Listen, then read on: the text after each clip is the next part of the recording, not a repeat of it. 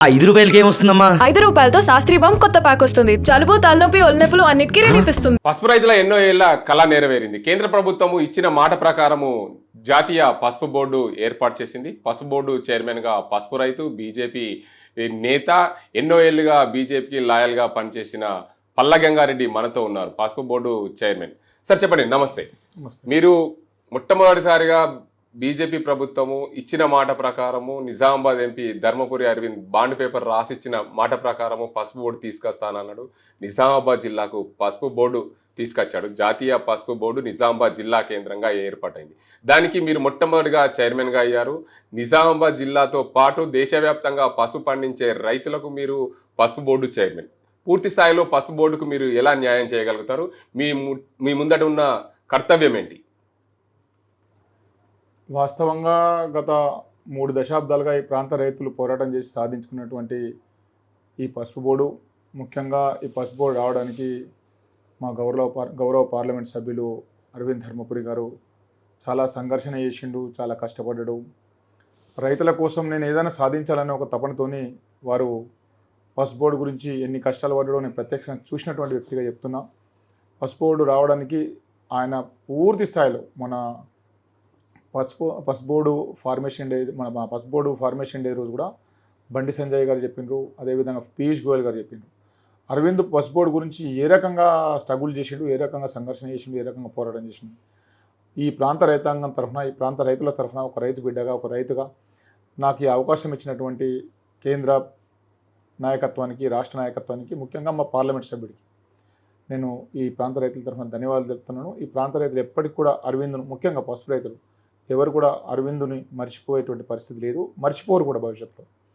అసలు అనేక మంది 30 సంవత్సరాలు నేను ఎమ్మెల్యే చేస్తే నేను పసుపు బోర్డు ఏర్పాటు చేస్తా, పసుపు శుద్ధి కర్మాగారం ఇస్తా, పసుపు పరిశోధన కేంద్రాలు పెడతా అని చెప్పిండ్రు. గత 30 సంవత్సరాల కాలంలో 6 సార్లు ఎన్నికలు జరిగితే అనేక మంది ఎంపీలు వచ్చిండ్రు, ఎమ్మెల్యేలు వచ్చిండ్రు. మాటలు చెప్పిన తప్పితే ఎవరికో చిన్న పని కూడా చేయలేదు.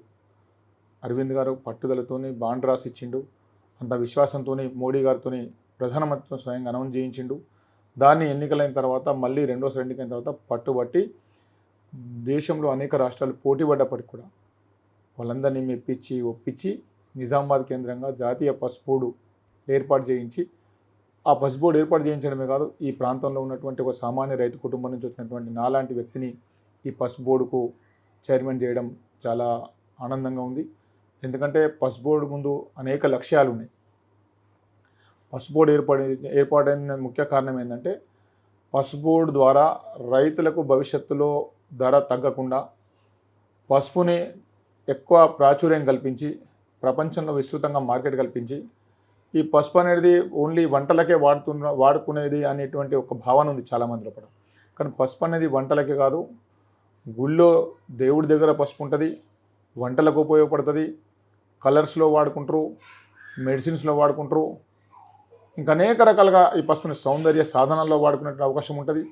ఇంకా ఏ రకమైనటువంటి వాటికి ఈ పసుపు ఉపయోగపడుతున్నటువంటి దాని మీద కూడా రిజిస్టర్ చేయడానికి కోసం ఈ పసుపు బోర్డు ఏర్పాటైంది.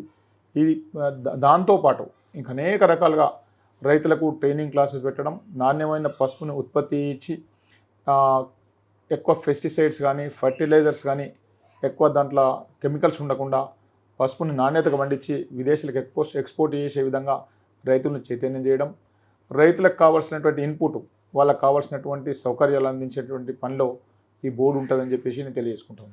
ముఖ్యంగా దేశంలోనే అత్యధికంగా పసుపు పండే ప్రాంతం తెలంగాణలోనే ముందుగా నిజామాబాద్ జిల్లాలో అత్యధికంగా పసుపు పండిస్తుంది. అలాంటిది పసుపు 20,000 ఎకరాలకే పడిపోయింది. పసుపు బోర్డు ఏర్పాటు చేయడం వల్ల పసుపు రైతులకు పసుపు సాగు విధానం ముందుకు సాగే అవకాశాలు ఉన్నాయి. పసుపు బోర్డు ఏర్పాటైన తర్వాత ఈ ప్రాంత రైతులందరూ కూడా చాలా సంతోషంగా ఉన్నారు. ఈ ప్రాంతంలో ఇప్పటి వరకు ఎప్పుడు లేనంత సంతోషంలో ఈ పసుపు రైతులు ఉన్నారు. అంటే ఆ విషయం నేను ఎందుకు చెప్తున్నా అంటే, నేను ప్రత్యక్షంగా చూసిన.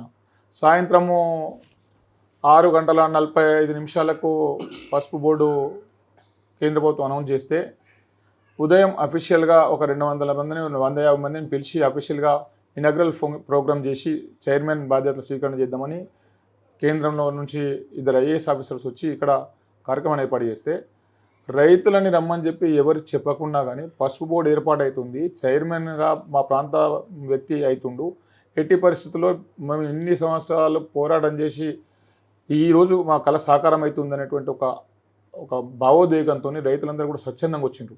ఆ రోజు మీరు కూడా ప్రత్యక్షంగా చూసిండ్రు ఏ రకంగా రైతులు అక్కడికి వచ్చిండ్రు. ఆ హాల్లో ఎక్కడ కూడా రైతులు పట్టలేదు. ఈ రోజు కూడా రైతులు అరవింద్ గారు ఎప్పుడు వస్తారు, మేమందరం అరవింద్ గారికి కృతజ్ఞత చెప్పాలా, మేమందరం వస్తాం, పిలవండి, మీరు ఒక అభినందన సభ పెట్టండి, మేమందరం కూడా ఇది సాధించుకున్నాం. మేము పసుపు బోర్డు ద్వారా మాకు ఏ రకమైన ప్రయోజనాలు వస్తాయనేది తర్వాత విషయం. పసుపు బోర్డు అనేటువంటి దానికోసం పోరాటం చేసినాం. ఆ పోరాటం ద్వారా మేము ఈరోజు సాధించుకోగలిగినాం. మీ అరవింద్ ద్వారానే సాధించుకోగలిగినాం. కాబట్టి మీరు ఎట్టి పరిస్థితుల్లో కూడా అరవింద్ గారు వచ్చినప్పుడు అరవింద్ గారిని రిసీవ్ చేసుకుందాం, ఆయనతో ఒక అభినందన సభ ఏర్పడిద్దామని చెప్పి రైతులు మమ్మల్ని ప్రత్యక్షంగా అడుగుతూ ఉన్నారు. ఆ రకంగా పసుపు బోర్డు ద్వారా రైతులకు ఏ రకంగా మేలు జరుగుతుంది, పసుపు సంబంధించినటువంటి పసుపు ఆధారిత పరిశ్రమల్ని కూడా ఈ ప్రాంతంలో నెలకొల్పాలా. ఒకవేళ మార్కెట్లో రైతుకు సరైనటువంటి ధర రానటువంటి సందర్భంలో రైతు దాన్ని దాచుకోవడానికి, దాన్ని స్టోర్ చేసుకోవడానికి కోల్డ్ స్టోరేజ్లు కానీ, గోడౌన్స్ నిర్మాణం కానీ, మిగతా అనేక విషయాలు పసుపు ఆధారిత పరిశ్రమల్ని ప్రోత్సహించి ఈ ప్రాంతంలో మంచి నాణ్యమైనటువంటి పసుపును రైతులు పండించి ఆ పరిశ్రమల ద్వారా ఇంకా అనేకమైనటువంటి కొంతమంది నిరుద్యోగులకు కూడా ఉద్యోగ ఉపాధి అవకాశాలు కలిగేటటువంటి అవకాశం కూడా ఉంటుంది.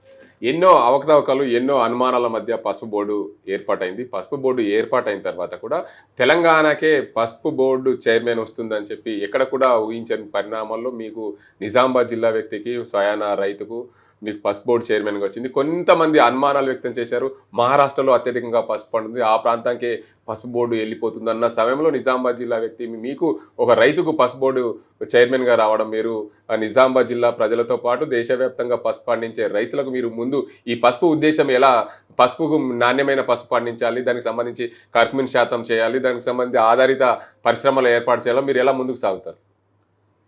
వాస్తవంగా పసుపు బోర్డు ఏర్పాటు సమయంలో పక్కనే మహారాష్ట్ర అత్యధికంగా ఎక్కువ సాగు చేసేటటువంటి ప్రాంతం మహారాష్ట్ర తర్వాత తెలంగాణ ఉంటుంది, తెలంగాణ తర్వాత తమిళనాడు ఉంటుంది, తమిళనాడు తర్వాత కర్ణాటక ఉంటుంది, కర్ణాటక తర్వాత ఆంధ్రప్రదేశ్, మధ్యప్రదేశ్, ఈ 6-7 రాష్ట్రాలలో ఎక్కువ పసుపు పండుతుంది.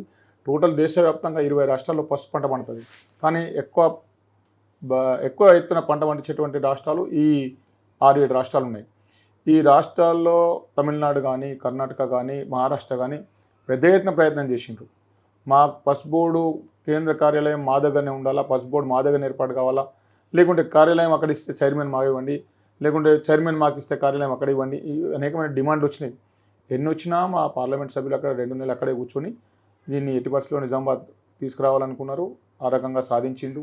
చైర్మన్ కూడా ఈ ప్రాంతానికి చెందినటువంటి రైతు పోరాటం చేసిన రైతులు వాళ్ళకి ఇస్తే బాగుంటుంది అనేటువంటి ఆలోచనతో మొట్టమొదటి చైర్మన్గా నాకు అవకాశం ఇవ్వడం జరిగింది.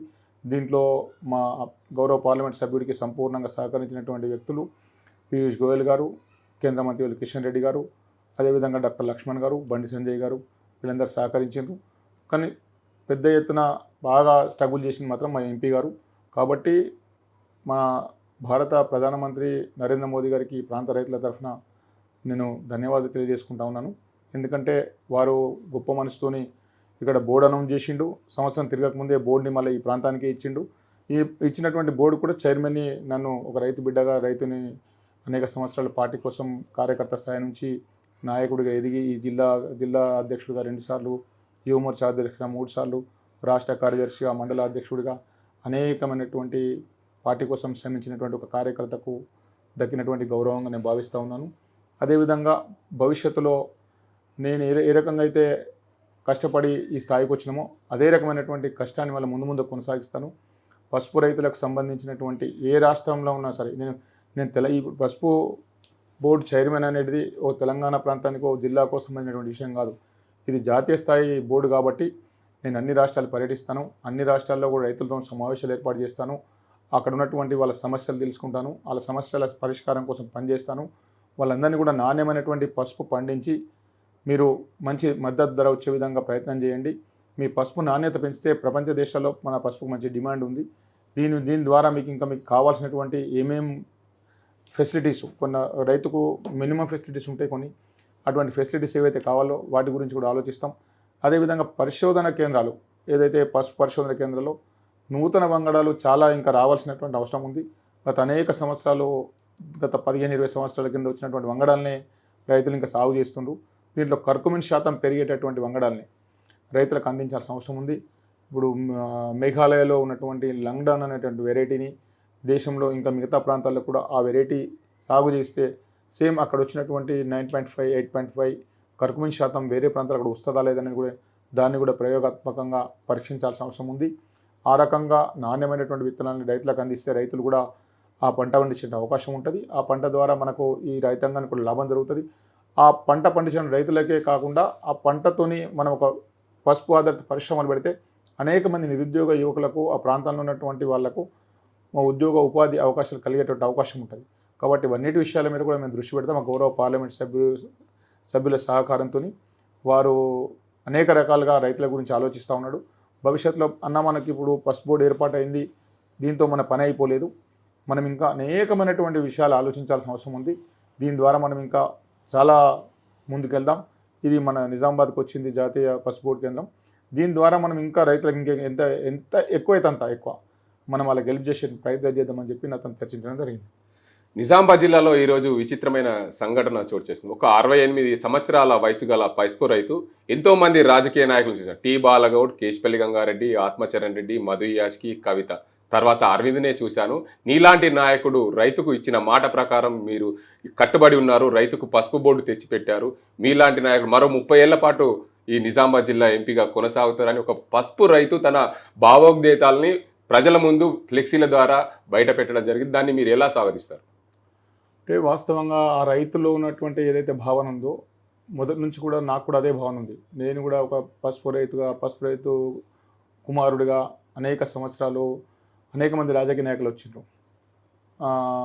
మా తాత దగ్గర నుంచి, మా నాన్న దగ్గర నుంచి నా దగ్గర వరకు అనేక మంది రాజకీయ నాయకులు వచ్చిండ్రు. నేను ప్రతి ఎలక్షన్లో మేనిఫెస్టో చూస్తుంటే నీకు ఆర్మూరు నియోజకవర్గంలో కానీ మిగతా నియోజకవర్గాల్లో కానీ మేనిఫెస్టోలు ఏముంటుందంటే ప్రతిసారి కూడా నిజామాబాద్ జిల్లాలో జిల్లా మేనిఫెస్టోలు ఉంటే పసుపు బోర్డు ఏర్పాటు చేస్తాం, పసుపు శుద్ధి కర్మాగారం ఏర్పాటు చేస్తాం, పరిశోధన కేంద్రం ఏర్పాటు చేస్తాం అనే విషయం చెప్తుంది. కానీ అది పసుపు శుద్ధి కర్మాగారం ఎక్కడ ఏర్పాటు చేసిన ఇంతవరకు ఎవరు ఏర్పాటు చేయలేదు. పసుపు బోర్డు ఏర్పాటు చేసినా ఏర్పాటు చేయలేడు. ఈ విషయాలు ఓన్లీ ఎన్నికల సందర్భంగా చెప్పేవాళ్ళు, ఎన్నికలు అయిపోయిన తర్వాత మర్చిపోయేవాళ్ళు. కానీ పసుపు రైతుల కష్టాలని తెలుసుకొని పసుపు రైతుల బాధల్ని గుర్తించి వాళ్ళు పడ్డటువంటి శ్రమని ఏదైతే గతంలో ఇక్కడ ఎంపీగా పనిచేసినటువంటి కవిత ఏ రకంగా తిరిగి ఫోటోలకు ఫోజులు ఇచ్చి ప్రెస్కు పరిచయం చేసుకుందో అట్లా అరవింద్ చేసుకోలేదు. అరవింద్ దీన్ని సాధించాలన్న సంకల్పంతో ఏ పసుపు రైతు కూడా అరవింద్ని నువ్వు బాండ్ రాసియ్యు నీ కోట్లు వేస్తామని అడగలే. అరవింద్ తాను ఇక్కడ బాండ్ రాసిస్తే ఈ బాండ్ ద్వారా కేంద్ర ప్రభుత్వం మీద ఒత్తిడి తీసుకురావచ్చన్న ఉద్దేశంతో ఆయన బాండ్ రాసి 3 రోజుల ముందు ఎన్నికల కంటే ఓటింగ్ కంటే 3 రోజుల ముందు 2019లో నాతో మాట్లాడి ఆ రోజు కూడా నేను బాండ్ అనేది ఆయన నాకు చెప్పిన తర్వాత కూడా వద్దులే ఎందుకు అంటే కూడా లేదన్నా ఇది రాసి మనము బాండు రాసిస్తే మన ప్రభుత్వం పైన ఒత్తిడి తీసుకురావచ్చు అన్నాడు. ఏ రైతు సంఘంలో కూర్చుండి ఏ రైతుల దగ్గర ఉండి బాండ్ రాసేలేను. అయినప్పటికీ కూడా అనేకమైనటువంటి ప్రతిపక్షాలు ఆయన మీద దుష్ప్రచారం చేసి దాడులు చేసి ఎన్ని చేసినా కానీ చివరకు న్యాయం గెలిచింది, మంచితనం గెలిచింది, విజయం సాధించిండు. వీళ్ళ ప్రజలందరూ కూడా హర్షిస్తుండ్రు. అరవింద్ లాంటి నాయకుడు అంటే ఇట్లా ఉండాలనేటువంటి విషయాన్ని వాళ్ళు గమనిస్తూ ఉన్నారు. రానున్న రోజుల్లో పసుపు రైతులందరూ కూడా నిజామాబాద్ జిల్లా ఎంపీ ధర్మపురి అరవింద్ ఫోటో ఇళ్లలో పెట్టుకునే అవకాశాలు ఉన్నాయని చెప్పి ఆ రైతు ముఖ్య ఉద్దేశం ఏదైతే ఈరోజు ఫ్లెక్సీ పెట్టిన రైతు ముఖ్య ఉద్దేశం, దాన్ని మీరు ఎలా ముందు అంటే పరిగణించే అవకాశాలు ఉంటాయి? నేను స్పష్టంగా చెప్తున్నాను, పసుపు పండించే ఏ రైతు అయినా సరే అరవింద్ మర్చిపోడు. పసుపుకు ఒక బ్రాండ్ ఇమేజ్ తీసుకొచ్చింది అరవింద్. 2019 కంటే ముందు అనేక మంది ఎంపీలను చూసినాం మనం. ఏ ఒక్క ఎంపీ అయినా ఆయన నోటి నుండి 5 సంవత్సరాల కాలంలో మీరు మొత్తం తీయండి చరిత్ర. ఈ అరవింద్ కంటే ముందున్నటువంటి ఎంపీలందరూ కూడా అలా 5 సంవత్సరాల కాలంలో 10 సంవత్సరాల కాలంలో వాళ్ళు మాట్లాడినటువంటి ప్రెస్లో మాట్లాడినటువంటి ఎన్నికల సందర్భంగా మాట్లాడినటువంటి ఎక్కడైనా వాళ్ళు మాట్లాడినటువంటి విషయాలు తీయండి, లేకుంటే ఢిల్లీలో మాట్లాడినటువంటి వాళ్ళ విషయాలు తీయండి, ఎక్కడ కూడా వాళ్ళు పసుపు గురించి మాట్లాడలేదు. ఈయన బాండు రాసిచ్చిండు అనే విషయం మీరు మాట్లాడుతున్నారు. బాండ్ రాసిచ్చింది రైతుల కోసం, బాండ్ రాసిచ్చిండు ప్రభుత్వంపై ఒత్తిడి తీసుకురావడం కోసం. బాండ్ రాసిచ్చిన తర్వాత దీన్ని ఏ రకంగా మార్కెటింగ్ చేసిండంటే ఆయన లెటరేట్ మీద జాతీయ సింబల్ ఉంటే 2 పసుపు కొమ్మల సింబల్ పెట్టుకుంటే పక్కన ఈ ప్రతి ఒక్కరు లెటరేట్ ఇస్తే ఇది క్యాయ్ అరవింద్ అని అంటే ఇది మా ప్రాంత పసుపు రైతులు పండించే పసుపు, ఇది ఈ రకంగా పసుపు ఉపయోగపడుతుంది, దీనిలో ఇన్ని రకాల మెడిసిన్ వాల్యూస్ ఉన్నాయి, ఇది సౌందర్య సాధనలో వాడతారు, టెంపుల్లో గుళ్ళల్లో మనం దేవుళ్ళకు పసుపు ఎక్కిస్తాము, అదే రకంగా ఇండ్లలో కూరల్లో వాడుకుంటాము. పసుపులో ఉన్నటువంటి కర్కుమిన్తో మనము ఏదైనా ఫుడ్ తింటే దానికి క్యాన్సర్ అడ్డుకునేటువంటి శక్తి ఉంది. అనేక రకాలైన ప్రచారం చేసిండు. అంతకుముందు మీరు కూడా మీడియాలో ఉన్నారు.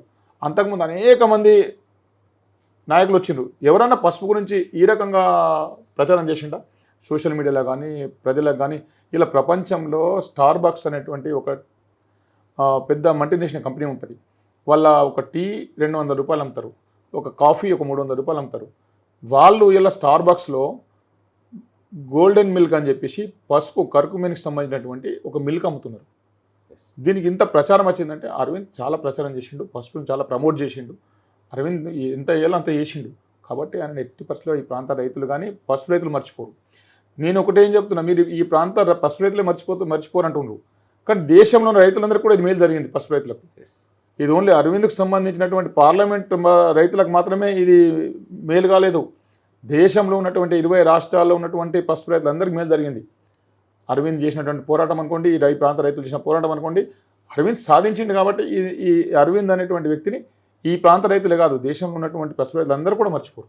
ఆర్మూర్ కేంద్రంగా పసుపు ఉద్యమం సాగింది.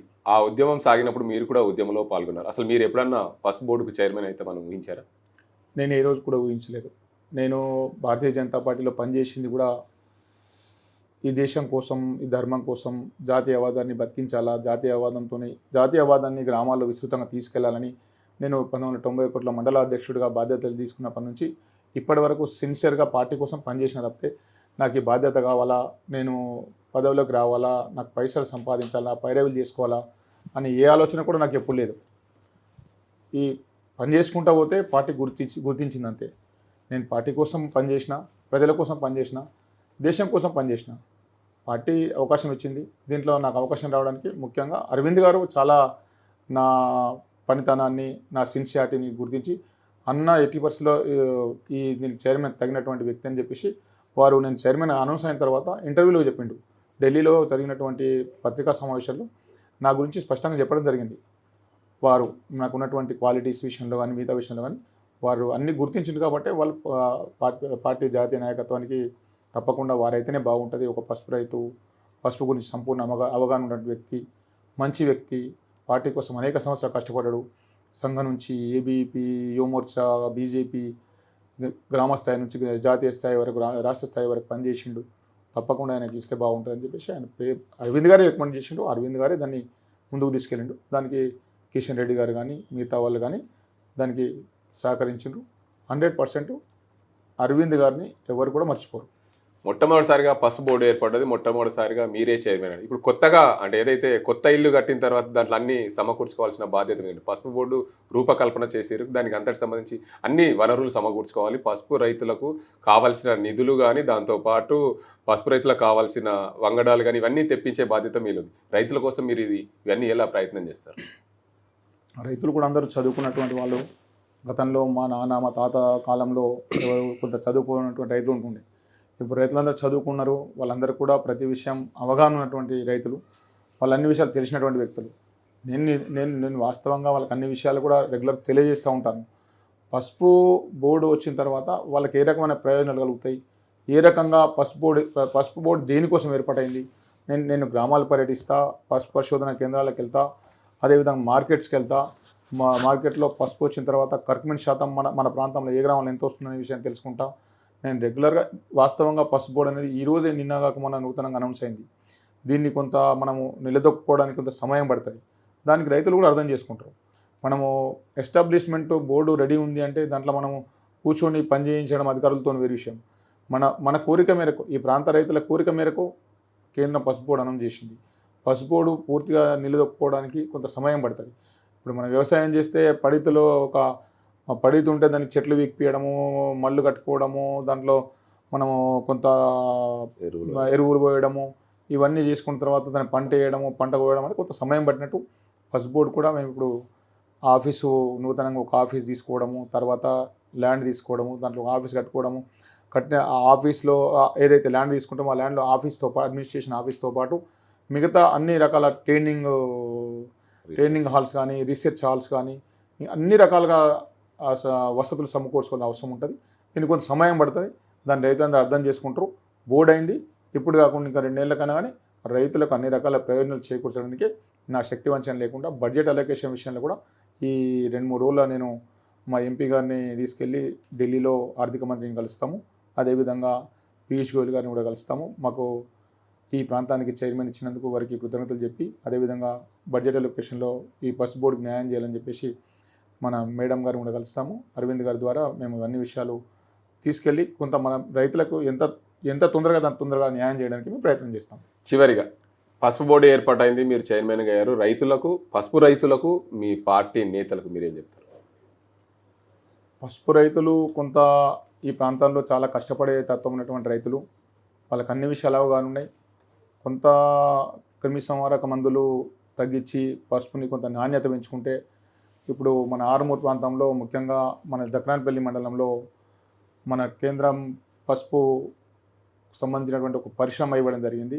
దానికి 90% సబ్సిడీతో 3 కోట్లతో ఒక పరిశ్రమ ఇచ్చినాం. ఆ పరిశ్రమలో వాళ్ళే ప్రొడక్షన్ అంటే పసుపు పంట పండిస్తారు, వాళ్ళే బాయిలింగ్ చేస్తారు, వాళ్ళే ఆరబోసుకుంటారు, దాన్ని ప్రాసెసింగ్ చేస్తారు, దాన్ని పౌడర్ చేస్తారు, దాన్ని ప్యాకింగ్ చేస్తారు. ఆ ప్యాకింగ్ ప్రపంచ దేశాలకు మనం ఎగుమతి చేయించేటువంటి బోర్డు ద్వారా ఎగుమతి చేయించే అవకాశం ఉంటుంది. కానీ ఆ పసుపులో నాణ్యత ఉంటేనే అక్కడ ఉన్నటువంటి కస్టమర్లు తీసుకునే అవకాశం ఉంటుంది, అక్కడ ఉన్న కంపెనీలు తీసుకునే అవకాశం ఉంటుంది. కాబట్టి కొంత మన పసుపు నాణ్యత ఉంది, కానీ దీంట్లో క్రిమి సంహారక మందుల శాతం పూర్తిగా తగ్గించే విధంగా ప్రయత్నం చేయాలి. కాబట్టి ఈ విషయంలో రైతుల్ని ఎడ్యుకేట్ చేయడానికి మేము ప్రయత్నం చేస్తాం. Thank you sir. ధన్యవాదాలు. మొత్తంగా చూసుకోవచ్చు, పసుపు బోర్డు ఏర్పాటైంది. పసుపు బోర్డుకు కావాల్సిన విధులు నియమాలన్నింటి కూడా ప్రభుత్వం మాకు సూచనలు చేసింది. రైతులకు కావాల్సిన కర్కమున్ శాతం కానీ, రైతులకు కావాల్సిన వంగడాలు కానీ తెచ్చే విధంగా ప్రయత్నం చేస్తాం. పసుపు బోర్డు అయితే అయింది, రైతులు సమయాన్ని పాటించాలి, వారికి కావాల్సిన అన్ని ఏర్పాట్లు చేసేందుకు మేము సిద్ధంగా ఉన్నాం. ఎవరైనా సరే రైతులు పసుపు పండించే దిశగా ముందుకు సాగాలి, ఇంకా మరింత పసుపు ఉత్పత్తి పెంచాలి. దేశవ్యాప్తంగా 20 రాష్ట్రాల్లో పసుపు పండుతుంది. అందులో భాగంగా తెలంగాణలో నిజామాబాద్ జిల్లా కేంద్రంగా పసుపు బోర్డు ఏర్పాటైనందుకు బీజేపీ పార్టీ నేతలకు, ముఖ్యంగా మన నిజామాబాద్ జిల్లా ఎంపీ ధర్మపురి అరవింద్ గారికి కృతజ్ఞతలు చెప్తున్నాం. దీనివల్ల పసుపు బోర్డుకు సాధించిన నేపథ్యంలో ఆయన ఇచ్చిన మాట తప్పకుండా ఆయన పసుపు బోర్డు తెచ్చిన మాట దానికి అందరికి సంబంధించి కట్టుబడి ఉన్న నేపథ్యంలో మేము వారందరికీ కూడా కృతజ్ఞతలు చెప్తున్నాం. రానున్న రోజుల్లో ప్రతి ఒక్క పసుపు రైతు ఇంట్లో నిజామాబాద్ ఎంపీ ధర్మపురి అరవింద్ ఫోటో ఉండే విధంగా ఆయన సాయశక్తుల ప్రయత్నం చేశారని చెప్పి నిజామాబాద్ జిల్లా కేంద్రంగా ఈరోజు ఫ్లెక్సీలో ఒక 68 సంవత్సరాల ఈ ముసలాయన బోర్డు పెట్టుకోవడం, దానికి అందరికి సంబంధించి ఫ్లెక్సీల్లో కలకలం రేపింది. ఏదేమైనప్పటికీ నిజామాబాద్ జిల్లా కేంద్రంగా జాతీయ పసుపు బోర్డు కావడం, దానికి అందరికి సంబంధించి ఒక పసుపు రైతు, ఒక ఉద్యమకారుడు, ఉద్యమం చేసిన నేతగా ఆ రోజు నేను పసుపు రైతుగా ఉన్నాను, పసుపు ఉద్యమంలో పాల్గొన్నాను. కానీ నన్ను చైర్మన్గా చేసినందుకు నిజామాబాద్ జిల్లా ఎంపీకి, బీజేపీ రాష్ట్ర జాతీయ నాయకత్వానికి, పసుపు రైతులందరికీ కూడా రుణపడి ఉన్నానని చెప్పి నిజామాబాద్ జిల్లా కేంద్రంగా జాతీయ పసుపు బోర్డు చైర్మన్ పల్లె గంగారెడ్డి చెప్తున్న పరిస్థితి. ఇది ఇక్కడ పరిస్థితి. కెమెరా అజింతో గంగారెడ్డి, RTV నిజామాబాద్. మరిన్ని వీడియోస్ కోసం ఛానల్ ని సబ్స్క్రైబ్ చేయండి. లేటెస్ట్ అప్డేట్స్ కోసం వాట్సాప్ ఛానల్ ని ఫాలో అవ్వండి. ఆ లింక్ డిస్క్రిప్షన్ లో ఉంది.